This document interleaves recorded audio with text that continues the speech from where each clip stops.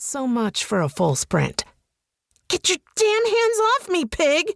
She got her feet under her and took a wild swing, connecting solidly with my ear.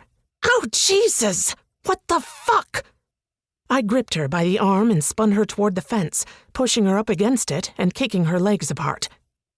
"You told me to play hard to get, Lucky." She snickered while I pulled her bag off her and gave her a cursory pat-down.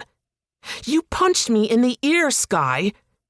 I shook my head and pulled handcuffs from the case clipped at my lower back and cuffed her loosely with her hands in front. My ear was hot and throbbing. She scowled. "Really, Lucky? Cuffs? You're the one who told me to make you work for it. There's no one even watching right now." I marched her back down the alley with a hand around her arm. "There's always someone watching," she said under her breath. As was our usual custom, I drove 25 minutes to Schenectady and pulled around to the back of the mattress warehouse a block from Denny's.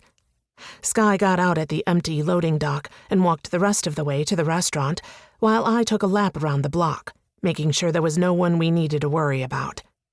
She wasn't wrong. There were eyes everywhere, and no such thing as being too cautious. She was already at a table at the back of the restaurant, near the restrooms and away from the windows, when I caught up to her.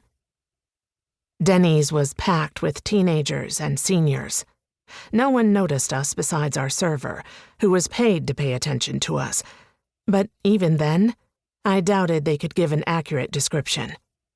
I ordered a club sandwich, fries, and a water, which was the only thing I could stomach here, and Skye Kingston ordered her usual, T-bone and eggs with a side of bacon and pancakes. Probably the only time she ate any meat was when I paid. She was not shy about taking full advantage of free refills on her Coke, either. She disappeared to the bathroom for a long time, no doubt washing up more than just her hands and her face, stuffing her oversized bag with anything that wasn't nailed down: toilet paper, paper towels, and liquid soap from the dispenser. She kept a small plastic bottle in her bag just for that. She was even thinner than usual, and probably didn't weigh much more than 100 pounds. Her skin was pale and tight over her cheekbones, but there were no visible lesions. Her lank blonde hair could use a wash, but her eyes were clear and her teeth still intact. I didn't have to worry too much today. She looked in better shape than I had when I'd first been rousted by the cops. Spending any amount of time with Skye always brought up the memories of my blessedly short time on the streets. I was 14 when my drug-addicted mother's third boyfriend, in as many years, tried to put his hands on me, and I took off with nothing but the clothes I was wearing. 6 months later, and I got busted in a flophouse drug raid. Filthy and infested, high as a kite, going down on some lowlife for half a bag of Doritos and a warm beer.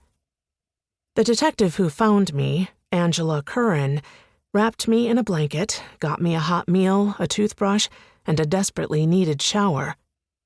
Instead of just handing me off to Children's Services, she made sure I got placed in a decent group home. She told me repeatedly how lucky I was that she found me before something worse happened, and how the word was only one letter away from my name, Lucy, as if I couldn't spell.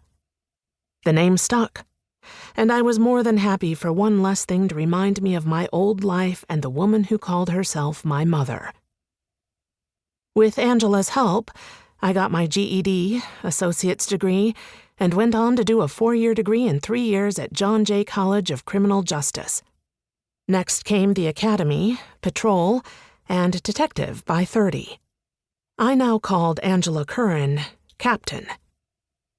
Skye Kingston may have a tougher time of it being an adult and having the hurdles of her criminal record to overcome, but I wanted the same chance for her and was going to do everything in my power to see it happen. At least for now, I could get her help from the department, as long as she stayed signed on as a confidential informant and produced some actionable intelligence. Be cool, be cool.